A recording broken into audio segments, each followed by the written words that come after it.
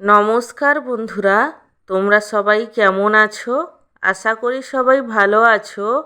আমার চ্যানেলে তোমাদের সবাইকে স্বাগত জানাই। আজকে আমি আমার লাঞ্চের থালিতে কি কি মেনু আছে তারই ভিডিও তোমাদের সাথে শেয়ার করব। আজকে আমার লাঞ্চের থালিতে আছে গরম গরম সাদা ভাত, তার সঙ্গে আছে এক টুকরো পাতিলেবু, আর আছে স্যালাড।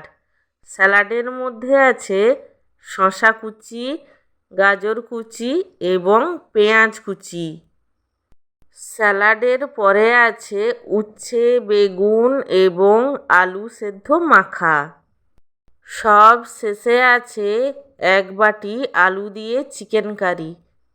আমার আজকের এই লাঞ্চ থালির ভিডিওটি তোমাদের কেমন লাগলো সেটা কমেন্ট করে জানিও।